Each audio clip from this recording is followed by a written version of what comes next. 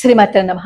నేను ఎప్పుడు మన వీడియోస్ లో ఒక మాట చెప్తాను, యుద్ధం చెయ్యాలి అంటే కత్తులు కటార్లు తీసుకెళ్లాల్సిన అవసరం లేదు, బుర్ర వాడితే సరిపోతుంది అని. కరెక్ట్ గా అదే చేశారు మన వాళ్ళు. అంటే నేను చెప్పినందుకు కాదు, వాళ్ళకి కూడా అదే స్ఫురించింది. ఈ సరిహద్దుల్లో సైన్యం ఎలా అయితే కాపలా కాస్తున్నారో మనం కూడా మన వంతు చేసాం. అదేంటంటే టర్కీ నుంచి దిగుమతులని ఆపేశాం. టర్కీకి టూరిస్టులు వెళ్లకుండా వాళ్ళ రూట్ ని మార్చుకున్నారు. ఇలా చేయటం వల్ల టర్కీ కొన్ని కోట్ల రూపాయలు నష్టం వచ్చింది, కొన్ని వందల కోట్ల రూపాయలు నష్టం వచ్చింది. 2023లో టర్కీలో భూకంపం వచ్చింది, 7.8 తీవ్రత వస్తే 50,000 మంది దాకా మరణించారు, లక్షలాది మంది నిరాశ్రలు అయిపోయారు. ఈ వార్త తెలిసిన వెంటనే ముందు భారతదేశం స్పందించి ఆపరేషన్ దోస్త్ పేరట ఈ టర్కీకి ఎన్నింటినో పంపించింది, తినడానికి మందులు, ఇంకా కట్టుకోవడానికి బట్టలు, ఇవన్నీ పంపిస్తే ఆ రోజు భారతదేశం వాళ్ళకి ఎంతో గొప్పగా కనిపించింది. ఆహా భారతదేశం అని చెప్పి టర్కీ ప్రభుత్వము, టర్కీలోని ప్రజలు కూడా కొనియాడారు. కానీ అంత సహాయం తీసుకుని ఇప్పుడు మనకి వెన్నుపోటు పొడిచి ఈ పెహల్గాం ఉగ్ర దాడిలో పాకిస్తాన్ కి సపోర్ట్ చేసింది. ఇది ఒకటే కాదు, చైనా సపోర్ట్ చేసింది, టర్కీ, అజర్బైజాన్ కూడా సపోర్ట్ చేసాయి. ప్రపంచంలో అన్ని దేశాలు భారతదేశానికి సపోర్ట్ చేశాయి. ఈ 3 దేశాలు మాత్రం పాకిస్తాన్ కి సపోర్ట్ చేశాయి. కొన్ని దేశాలు తటస్థంగా ఉండిపోయాయి, అటు పాకిస్తాన్కి ఇటు భారతదేశానికి కాకుండా అయితే అటు మాట్లాడతాయి, అయితే ఇటు మాట్లాడతాయి. అలా గోడ మీద పిల్లల కొన్ని దేశాలు ఉన్నాయనుకోండి.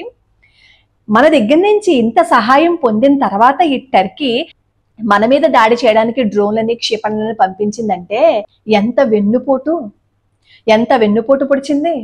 ఆ రోజు నీకు సహాయానికి భారతదేశం పనికొచ్చిందా? ఈ రోజు నీకు శత్రు దేశం కావాల్సి వచ్చిందా? ఎందుకు ఇస్లామాబాద్ లోను అలాగే అక్కడ గాని మీ యుద్ధ విమానాలు ఎందుకు ఆగాయి?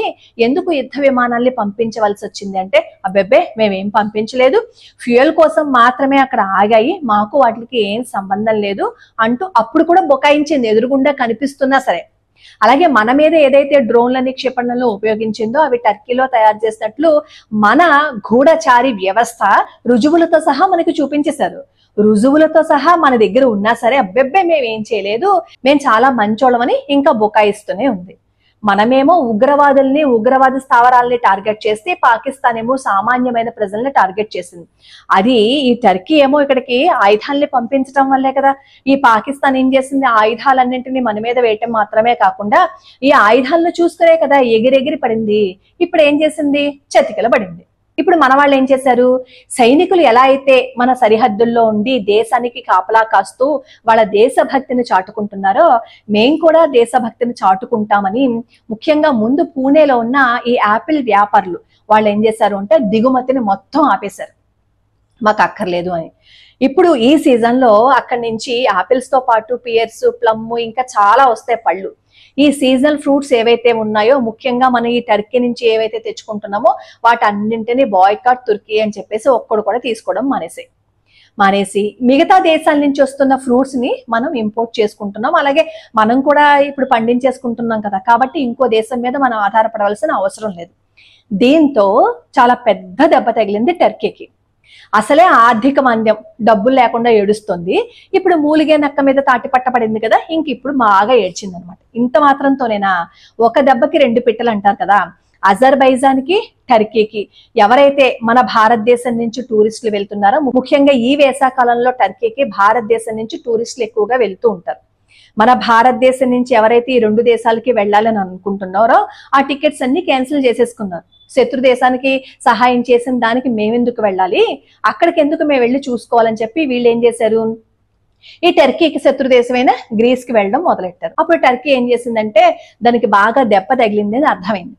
వెంటనే టర్కీ లేదు మీరు అక్కడికి ఇక్కడికి వెళ్ళకండి, మేము చాలా మీకు ఫెసిలిటీస్ ఇస్తాము, టర్కీ చాలా బాగుంటుంది, మా వల్ల మీకు మంచి జరుగుతుంది, మీకు ఎన్ని ఫెసిలిటీస్ ఉన్నా అన్ని ఫెసిలిటీస్ ఉన్నాయని చెప్పి మళ్ళీ దానికి బాగా మనకి సబ్ రాయడం మొదలెట్టింది. ఒకసారి దెబ్బ తినేసాం, కళ్ళతో చూసాం, అయినా సరే మనం నమ్ముతామా? నమ్మం కదా. అలా ఈ టూరిస్టులు ఎవ్వరూ వెళ్లకుండా ఇలా టూరిజం ద్వారా దానికి ఏదైతే సొమ్ము వస్తుందో అక్కడ గండి పడిపోయింది. ఈ ఫ్రూట్స్ ని ఇంపోర్ట్ చేసుకుంటున్నప్పుడు ఏదైతే డబ్బు వస్తుందో అక్కడ గండి పడిపోయింది. ఒక్క దెబ్బకి 2 దేశాలని ఎలా దెబ్బ కొట్టారో చూడండి. ఇంత చేసి నేను మోసం చేయలేదు అని బొకాయిస్తుంది. కత్తులు వాడలేదు, ఖటార్లో వాడలేదు, కానీ మన భారతీయులు బుర్ర వాడారు. దాంతో కొన్ని వందల కోట్ల నష్టం వచ్చింది. Boycott Turkiye. అందరూ కలిసి ఒక మాట మీద ఉంటే ఇలాంటిదే జరుగుతుంది. ఎంత విప్లవం తీసుకొచ్చాము. ఇప్పుడు కాళ్ళ బేరానికి అది రావాల్సిందే కదా. టర్కీతో యుద్ధం చెయ్యాలి అంటే క్షిపణులు, డ్రోన్లు ఇవేమీ అవసరం లేదు. కత్తులు, కటార్లు ఏమీ అక్కర్లేదు. భారతీయులు చాలు. ఎందుకు అంటే భారతదేశం నుంచి టూరిస్టులు ఎక్కువగా వెళ్తుంటారు.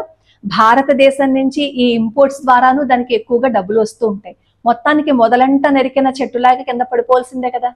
ఇప్పుడు దారికి వస్తుంది, అప్పుడు చూద్దాం మనం కూడా.